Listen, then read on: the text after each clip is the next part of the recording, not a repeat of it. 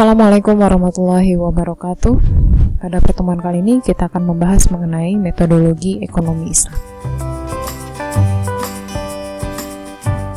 Ilmu pengetahuan termasuk ilmu ekonomi adalah sebuah pengetahuan sistematis yang diperoleh dengan cara-cara tertentu yang telah disepakati oleh ilmuwan yang disebut metodologi. Jadi semua ilmu yang kita kenal saat ini itu diproses oleh sebuah pendekatan yang disebut dengan metodologi. Dengan lahirnya ekonomi Islam, muncul berbagai pertanyaan. Apakah ekonomi Islam itu berbeda dengan ekonomi pada umumnya? Apakah ekonomi Islam hanya bersifat normatif atau ekonomi positif juga? Apakah ekonomi Islam hanya mempelajari gejala ekonomi masyarakat Muslim? Apakah ekonomi Islam memiliki metodologi penelitian khusus yang berbeda dengan metodologi penelitian ekonomi pada umumnya? Dan pertanyaan yang terakhir, di mana sebenarnya terletak perbedaan antara ekonomi Islam dan ekonomi konvensional? Penggunaan agama sebagai dasar ilmu pengetahuan telah menimbulkan diskusi yang panjang di kalangan ilmuwan. Agama sebagai dasar ilmu pernah berkembang pada masa kejayaan Islam, dan hal ini telah menimbulkan diskusi yang cukup panjang di kalangan ilmuwan. Di antara mereka ada yang menyepakati bahwa agama bisa dijadikan dasar ilmu pengetahuan, dan tentu saja kaum sekuler tidak menghendaki agama sebagai dasar ilmu pengetahuan. Ilmuwan sekuler berpendapat bahwa pengetahuan itu muncul dari pengetahuan manusia. Ekonomi Islam dibangun atas dasar agama Islam, dan karenanya ia merupakan bagian yang tak terpisahkan dari Islam. Beberapa aturan dalam Islam bersifat pasti dan berlaku permanen, sementara beberapa bersifat kontekstual sesuai dengan situasi dan kondisi. Berbeda dengan para ilmuwan sekuler, ilmuwan Islam membangun ekonomi Islam atas dasar agama Islam. Mengapa? Karena ekonomi Islam merupakan bagian tak terpisahkan dari Islam itu sendiri, sehingga tidak mungkin kita memisahkan paradigma agama dan pandangan dunia atau worldview agama ke dalam ilmu ekonomi Islam. Dalam ekonomi Islam, metodologi merupakan wilayah yang relatif jarang disentuh di berbagai literatur, dan ini telah diakui oleh para ilmuwan atau ekonom Islam bahwa terkait dengan metodologi ekonomi Islam, literatur yang ditemukan itu sangat sedikit. Para ahli ekonomi Islam seperti Nasr, Sardar, Hanif, dan Qauduri melihat kekurangan pada studi ekonomi Islam yang menjadi alasan ketergantungan pada metodologi ekonomi Barat. Nah, di sini dijelaskan beberapa ilmuwan bahkan mengakui bahwa bangunan ekonomi Islam itu sendiri masih dirancang dengan bergantung sebagian besar pada metodologi dari ekonomi Barat yang telah ada sebelumnya. Hal ini menjadi koreksi dan perbaikan yang serius dalam metodologi ekonomi Islam, sebagaimana fungsinya sebagai asal muasal dibangunnya teori keilmuan. Ekonomi Islam seharusnya dibangun atas metodologi khusus yang berbeda dengan metodologi ekonomi Barat. Mengapa? Karena worldview-nya, kemudian asas fundamentalnya juga berbeda. Kalau ekonomi Barat dibangun atas dasar sekularisme, ekonomi Islam dibangun atas dasar agama Islam, sehingga mereka membutuhkan pendekatan dan metodologi yang berbeda dengan ekonomi Barat. Terabaikannya aspek transendental ekonomi dalam kapitalisme menjadi penyebab penguatan keilmiahan dalam masyarakat Islam. Seperti yang sudah saya katakan, bahwa dalam ekonomi Barat yang paling dominan adalah pemikiran manusia, dan tidak ada aspek transendental atau aspek-aspek ilahiyah dalam ekonominya, sehingga disinilah muncul upaya-upaya untuk membangkitkan keilmiahan dalam ekonomi Islam. Hanif menghubungkan kegagalan membangun suatu kestabilan kerangka keilmuan dan metodologi dalam membangun disiplin karena kurangnya studi filsafat oleh para ekonom Islam. Sudah nyatakan tadi bahwa literatur untuk metodologi ekonomi Islam juga sangat jarang. Hal ini disebabkan karena kurangnya studi filsafat oleh para ekonom Islam. Sementara Chowdhury menyimpulkan bahwa ekonomi Islam kehilangan tujuan inti dari metodologi dan analisis karena para ekonom Islam telah mengkombinasikan dengan ekonomi Barat. Karena kurangnya tadi pendalaman terkait dengan filsafat ekonomi Islam, maka sebagian besar ekonom Islam menggunakan metodologi yang ada dalam ekonomi Barat. Pengilmiahan ekonomi Islam seharusnya berpijak kuat pada kedua teks ilahiyah, yaitu Al-Quran dan Sunnah, di mana ekonomi Islam muncul saat Islam lahir, bukan sebagai suatu disiplin ilmu tersendiri, melainkan sebagai bagian yang tak terpisahkan dari agama Islam. Kebenaran Al-Quran berbentuk ayat qauliyah dan kauniyah. Ayat kauniyah berfungsi sebagai pendukung dan penguat kebenaran ayat qauliyah. Kebenaran ayat kauniyah ini dipengaruhi oleh penafsiran manusia terhadap fenomena alam dan sosial karena kebenaran empiris tidak bersifat mutlak. Jika kita menemukan sebuah ayat qauliyah, itu tentu saja kebenarannya mutlak. Tapi ayat-ayat qauliyah terkadang ada juga yang perlu penafsiran, sehingga kita membutuhkan ayat-ayat kauniyah. Ayat-ayat kauniyah berfungsi sebagai pendukung dan interpretasi terhadapnya bisa saja salah dan bisa saja disangkal, sehingga kebenaran ini tidak bersifat mutlak. Nah, sekarang kita akan bahas mengenai definisi metodologi. Jangan sampai teman-teman salah antara metodologi dan metode. Bahkan sampai skripsi terkadang ada yang salah apa itu metodologi dan apa itu metode. Why a discussion of the methodology at all? Ini saya ambil dari jurnalnya Akram Khan. Beliau mengatakan, mengapa sih kita mendiskusikan tentang metodologi? Pentingnya itu apa? The economists are keen to reach the truth, and each methodological approach claims to reach it in a surer manner as compared to the others. Berbagai ekonom itu berusaha untuk mencapai kebenaran, dan semua pendekatan-pendekatan metodologikal itu berupaya untuk meyakinkan bahwa pendekatan miliknya lah yang terbaik. Nah, di sini kita akan pelajari terlebih dahulu. Metode itu apa? Kalau metode itu adalah suatu mode, prosedur atau cara investigasi berdasarkan suatu rencana yang ditentukan. Jadi kita misalnya sudah punya sebuah proposal penelitian dan kita ada tujuan-tujuan tertentu yang ingin kita capai. Misalnya kita ingin mengetahui berapa sih jumlah konsumen dan berapa sih jumlah iklan yang ada di ads Instagram misalnya, dan berapa jumlah konsumen berpengaruh atau tidak. Nah, itu adalah tujuan yang ingin kita capai, dan metode adalah cara-cara untuk mencapai tujuan tersebut. Jadi ada struktur berpikir seperti induksi dan deduksi dalam hal ini. Sementara metodologi menurut Akram Khan itu adalah the subject investigates into the concepts, theories, and basic principles of reasoning of a subject, atau dalam bahasa Indonesianya adalah ilmu tentang cara-cara dan langkah-langkah yang tepat untuk menganalisa sesuatu serta menetapkan cara-cara reasoning ya. Reasoning itu artinya cara-cara berpikir untuk mencapai pada suatu ilmu pengetahuan. Sementara metodologi ekonomi merupakan cabang ekonomi di mana kita mempelajari bagaimana ekonomi membenarkan teori mereka dan tujuan mereka untuk memberikan pilihan satu teori kepada yang lain. Sehingga di sini yang kita highlight adalah bagaimana seorang ekonom itu membenarkan teori mereka, karena ada banyak sekali teori-teori dan itu bisa disangkal oleh teori baru yang muncul, dan metodologi berguna untuk membenarkan teori mereka. Metodologi ekonomi adalah diskusi dan analisa proses membangun model, mengembangkan teori, uji coba hipotesis, serta mendirikan dan menggunakan kriteria untuk mengevaluasi proses. Ya, di sini ada cara-caranya ya, bagaimana metodologi ekonomi itu bisa digunakan untuk membangun model, mengembangkan teori, kemudian menguji coba hipotesis jika ada, dan bagaimana kita membangun sebuah teori keilmuan yang baru. Kemudian ruang lingkup metodologi digunakan untuk apa sih? Yang pertama, metodologi merupakan bagian dari filsafat penelitian, bagian dari sistematika filsafat.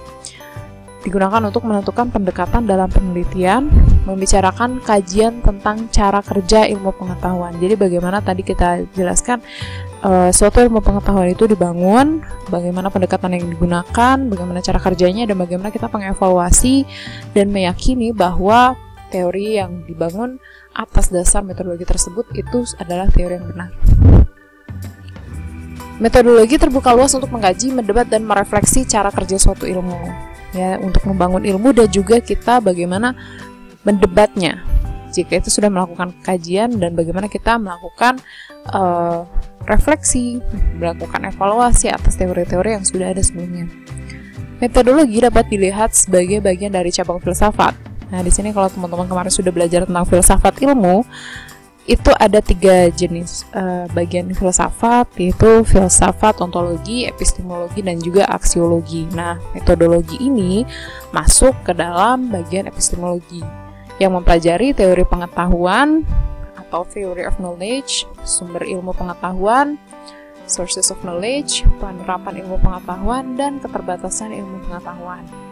Metodologi menentukan standar-standar diterimanya suatu kejadian dan menentukan peran berpikir dalam investigasi. Metodologi merupakan suatu ilmu mengenai metode dan pengaplikasiannya pada bidang tertentu. Setelah ini sudah cukup jelas, kita akan melihat the need for methodology of Islamic economics. Mengapa kita membutuhkan metodologi untuk ekonomi Islam? Di sini saya ambil lagi-lagi dari Akram Khan. Islamic economics has different basic assumptions to the modern economics, in which need and justification for a separate methodology of Islamic economics. Saya katakan sebelumnya bahwa ada asumsi-asumsi dasar yang berlaku pada ekonomi konvensional atau ekonomi modern. Di antaranya bahwa manusia merupakan makhluk yang serakah, kemudian basicnya adalah self-interest, kemudian mereka mempercayai bahwa yang terpenting adalah pemikiran manusia dan tidak ada kebenaran-kebenaran ilahi gitu ya. Jadi itu adalah asumsi-asumsi dasar yang dipercaya dalam ekonomi konvensional, dan tentu saja hal ini bertentangan dengan ekonomi Islam, di mana Islam juga selain mengakui diantaranya bahwa manusia itu bersifat altruistik gitu ya, kemudian juga mengakui kebenaran ilahiyah dan lain-lain, sehingga tentu saja ekonomi Islam membutuhkan sebuah metodologi untuk membangun keilmuan ekonomi Islam sendiri yang berbeda dengan ekonomi konvensional. Modern economics does not accept any source of knowledge other than human knowledge derived through mental hypothetico-deductive process. Thus, it has closed upon itself the doors of sure knowledge available from divine sources.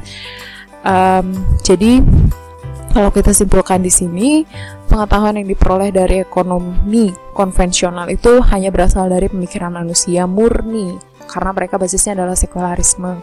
Berbeda dengan Islam yang mengakui kebenaran ilahiyah berasal dari teks-teks seperti Al-Quran dan juga Sunnah.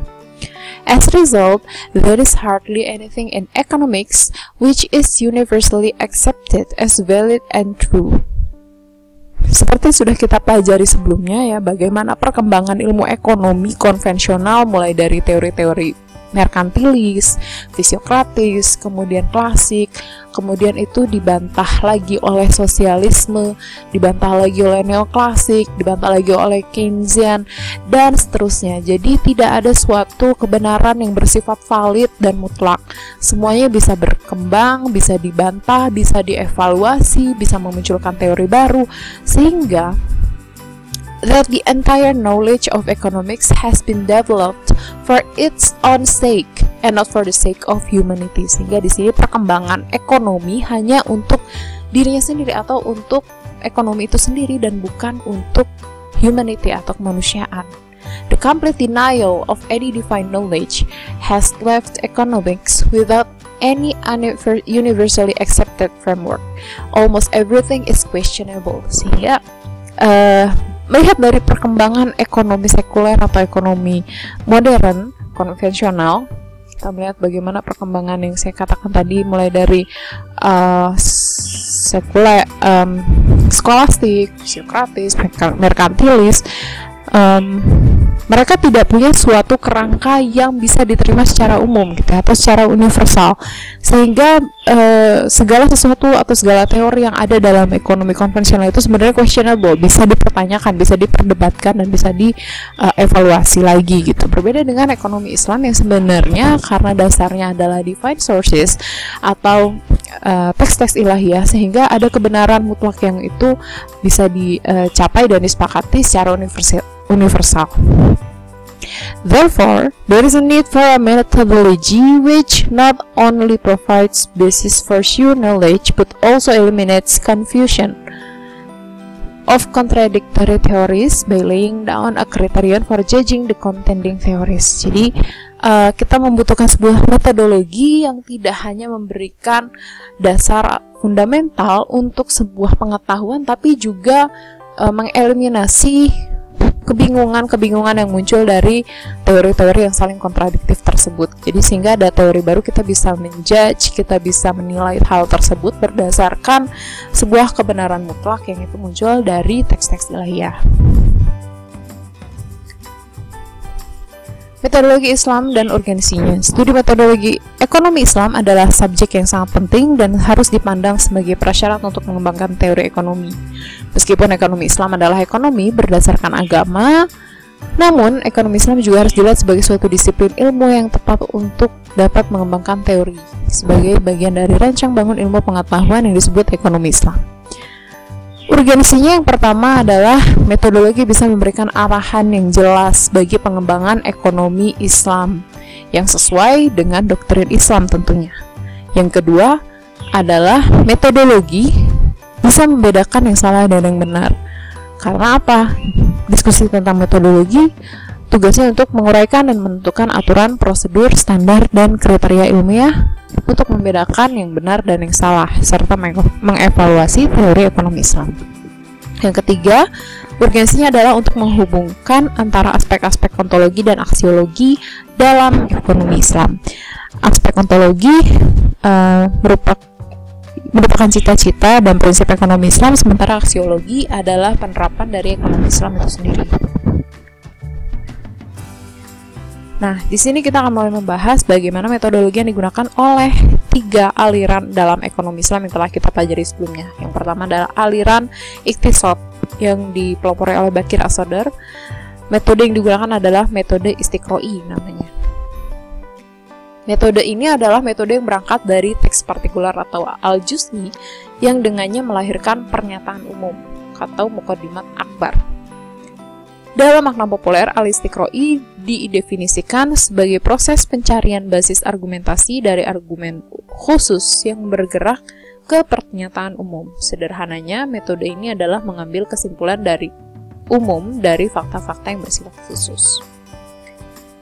Metode ini digunakan untuk mengungkap, mengurai, dan mengkorelasikan secara intertekstual berbagai teks yang terkait untuk melahirkan makna tekstual yang koheren dan komprehensif. Ini digunakan untuk membahas teks-teks atau nas yang ada dalam Al-Quran dan juga Sunnah. Jadi metode Istiqro ini cukup populer di kalangan madhab atau aliran Iqtisad. Ada juga aliran yang lain yaitu metode yang lain yaitu metode hermeneutik yang dipopulerkan oleh Mirakhor, yaitu mengapa metode ini digunakan. Metode hermeneutik dijadikan metode saat seorang ekonom secara langsung melakukan pengamatan secara gradual terhadap Al-Quran dan tindakan ekonomi sekaligus.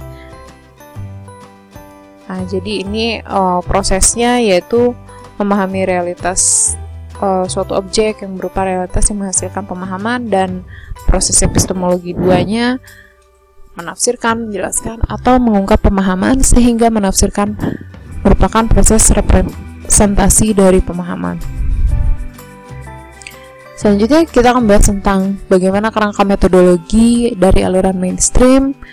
Aliran mainstream punya sebuah gambar seperti ini yang kita jelaskan bahwa tentu saja sumber kebenaran mutlak berasal dari Al-Quran dan Sunnah yang kemudian itu diterjemahkan dalam bentuk usul fiqh dan juga qawaid. Dalam persepsi aliran mainstream, ekonomi Islam tidak bisa terlepas dari perkembangan ekonomi modern. Hal ini dapat dilacak, ditandai, dan dilihat oleh penggunaan metodologi yang sama seperti yang ada dalam ekonomi modern. Namun epistemologi keduanya berbeda jauh tentu saja. Ada dua metode yang digunakan, yaitu induksi dan deduksi. Digunakan bersamaan dalam kasus yang berbeda. Yang membedakan adalah adanya Al-Quran dan Sunnah sebagai sumber kebenaran mutlak. Pendekatan dalam ekonomi Islam yang digunakan oleh aliran mainstream tadi sudah dijelaskan, ada dua metode, deduktif dan induktif empiris. Nah, metode deduktif adalah logika yang menarik kesimpulan dari umum ke khusus. Nah, jadi penalaran deduktif dalam ekonomi Islam adalah dengan uji hipotesis layaknya tradisi ekonomi ortodoks. Jadi kalau teman-teman melakukan penelitian, biasanya kita sudah punya hipotesis yang itu kemudian diujikan di lapangan. Nah, ini adalah yang disebut dengan metode deduktif. Tetapi yang membedakan antara pendekatan ini yang digunakan dalam ekonomi konvensional dan ekonomi Islam adalah bahwa dalam postulat ekonomi Islam dibentuk dari sumber ilmu pengetahuan yang mutlak, yaitu Al-Quran dan Sunnah. Adapun metode empiris induktif yang digunakan yaitu pendekatan untuk observasi varietas institusi ekonomi Islam dengan filsafat ekonomi Islam. Hal ini merupakan keniscayaan bagi aliran mainstream yang tidak membedakan antara ekonomi normatif dan juga positif. Bagaimana metode ini digunakan? Ekonomi Islam mempelajari yang akan dan telah terjadi pada individu dan masyarakat yang tingkah lakunya merupakan manifestasi nilai-nilai Islam. Metode induktif berbeda dengan metode deduktif ya. Kalau metode deduktif dia menarik kesimpulan dari hal umum ke hal khusus. Sementara kalau metode induktif sebaliknya dia mengobservasi dari fenomena-fenomena yang ada di lapangan gitu ya, yang bagaimana aktivitas manusia, bagaimana tingkah laku manusia dalam menjalankan kegiatan ekonomi itu dipelajari, kemudian ditarik sebuah kesimpulan yang bersifat umum. Hardcore of Islamic Economic Methodology. Ya, prinsip-prinsip apa nih yang membedakan antara metodologi ekonomi Islam dengan ekonomi konvensional? Al-Quran menyatakan prinsip ekonomi umum dan membuat prediksi tertentu. Jadi Al-Quran itu telah di dalamnya mengandung beberapa prinsip-prinsip ekonomi yang bersifat umum dan juga ada prediksi-prediksi tertentu yang hari ini tidak usah diverifikasi, semisal larangan riba gitu ya. Hal ini tentu saja menjadi sebuah prinsip umum dan diterima sebagai inti atau hardcore dari ekonomi Islam itu sendiri. Aksiom inilah yang memberikan batasan antara ekonomi Islam dengan ekonomi modern. Jadi ada beberapa prinsip-prinsip umum seperti keadilan distributif, kemudian larangan riba, kemudian bagaimana Allah memberikan segala sesuatu yang ada di muka bumi ini untuk dinikmati manusia, tapi hanya dengan yang halal dan juga thoyyib. Itu adalah prinsip-prinsip ekonomi yang sifatnya umum dan itu tidak terbantahkan. Nah, aksiom dan prinsip umum ini juga menjadi kriteria untuk menguji teori yang diajukan oleh manusia. Sehingga kalau ada suatu teori yang dihadapkan atau di depan teori ini atau di depan aksioma prinsip umum ini, itu bisa diujikan. Setiap teori yang diajukan oleh manusia diuji pada kriteria ini, dan jika ada kontradiksi yang jelas dan tidak dapat disangkal, teori tersebut langsung ditolak tanpa pemeriksaan lebih lanjut. Nah, metodologi di atas hanya berlaku untuk teks-teks ilahi, tetapi tidak untuk interpretasi manusia dari teks-teks ini. Ya, kita sudah memahami bahwa ada banyak interpretasi yang berbeda dari para ekonom atau dari para fuqaha sendiri untuk berbagai teks-teks ilahiyah, baik itu Al-Quran maupun Sunnah. Nah, teks-teks tersebut tentu saja sudah saya katakan tidak bisa atau tidak memerlukan verifikasi dan tidak bisa dikritik ya. Kebenarannya bersifat mutlak. Namun interpretasi manusia inilah yang masih terbuka untuk diperiksa dan dikritik. Ada metodologi yang digunakan yaitu namanya ilmu usul atau usul fiqh ya, yang digunakan untuk memperoleh kesimpulan dari berbagai teks ilahiyah. Selain itu, menurut Akram Khan, metodologi untuk menafsirkan Al-Quran dan Sunnah juga perlu dipikirkan kembali atau perlu direvisit, perlu di-renew, perlu didefinisikan kembali. Mengapa? Karena metodologi yang dikembangkan oleh para ulama terdahulu telah kehilangan relevansinya. Ada di sini perubahan zaman, ada perubahan konteks, perubahan waktu, sehingga ada sebuah kebutuhan untuk membuat suatu pendekatan metodologi yang baru. Distinctive features of Islamic economic methodology. Apa sih fitur-fitur yang membedakan antara ekonomi Islam atau metodologi ekonomi Islam dengan metodologi ekonomi pada umumnya? Yang pertama, tentu saja kerangka yang berasal dari teks-teks ilahiyah atau framework yang berasal dari Al-Quran dan juga Sunnah. Nah, yang seperti sudah saya jelaskan sekali lagi, saya tekankan bahwa penafsiran terhadap teks-teks ini tidak suci atau bisa dikritik ya, tapi teks-teks ini tidak bisa dikritik. Ekonomi Islam terutama menggunakan metode induktif. Jadi tadi ada dua metode yang digunakan, ada deduktif dan juga induktif ya. Jika pada ekonomi modern itu lebih cenderung menggunakan metode deduktif, maka ekonomi Islam cenderung menggunakan metode induktif. Jadi dia tidak hanya menguji hipotesis, tapi juga mempelajari bagaimana tingkah laku manusia gitu kan, sehingga digunakanlah metode induktif empiris. Ekonomi Islam membangun nilai etika seperti keadilan, moderasi, pengorbanan atau sacrifice, caring to others, kemudian kepedulian terhadap orang lain itu sebagai analisis parameter perilaku. Nah, dan ini menjadi bagian dari teori ekonomi dan tidak akan dipalsukan oleh pengujian hipotesis apapun. Sebaliknya, nilai-nilai ini berfungsi sebagai kriteria untuk pengujian hipotesis bersama dengan data faktual. Sehingga ini ada nilai-nilai tertentu yang tidak bisa dipisahkan dari prinsip-prinsip ekonomi Islam itu sendiri, sehingga dalam kita menguji hipotesis juga menggunakan nilai-nilai tersebut. Ekonomi Islam adalah disiplin normatif yang mengeksplorasi cara dan sarana untuk mengubah ekonomi yang ada menjadi ekonomi Islam, berbeda dengan ekonomi konvensional yang lebih bersifat positif. Ekonomi Islam mengajukan pertanyaan yang berbeda dari ekonomi modern, yaitu berkaitan dengan falah manusia dalam menciptakan kondisi sosial dan kelembagaan. Nah, di sini pertanyaan kita terutama adalah tentang falah gitu ya. Bagaimana kita mencapai falah dalam kehidupan di dunia dan di akhirat tentu saja. Dan ini adalah menjadi sesuatu pertanyaan yang membedakan antara metodologi ekonomi Islam dan metodologi Barat. Mengapa?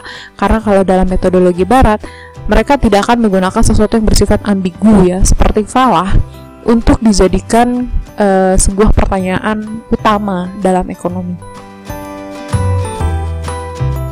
Kemudian yang terakhir adalah bangunan metodologi dari aliran alternatif kritis, yang mereka di sini berangkat dari teori fikih.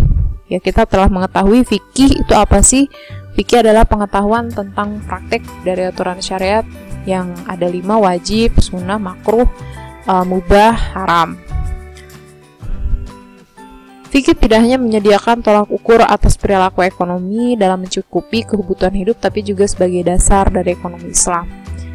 Sementara di sini metodologi untuk mencapai fikih disebut dengan usul fiqh. Usul fiqh itu adalah metodologi untuk menghasilkan fikih. Namun di sini perlu dipahami bahwa kajian fikih dan kajian ekonomi berbeda. Fikih dan ekonomi memiliki objek dan wilayah yang berbeda. Objek hukum fikih adalah hukum syariat dan perilaku manusia, sementara ekonomi objeknya persoalan ekonomi kaum muslim. Metode yang digunakan seperti saya katakan sebelumnya adalah metode usul fiqh. Ekonomi Islam adalah disiplin ilmu yang berbeda karena dilatar belakangi oleh dua tradisi yang berbeda, yaitu tradisi Islam dan tradisi ekonomi konvensional. Maka diperlukan revolusi metodologi ekonomi Islam yang mampu melahirkan teori ekonomi yang sama sekali berbeda dengan teori klasik dan neoklasik. Yang diusulkan adalah metodologi usul fiqh, ya, yang diterapkan dalam ekonomi Islam, karena dengan metode ini maqasid syariah, kemudian qawaid kuliah dapat dieksplanasikan dalam ekonomi Islam.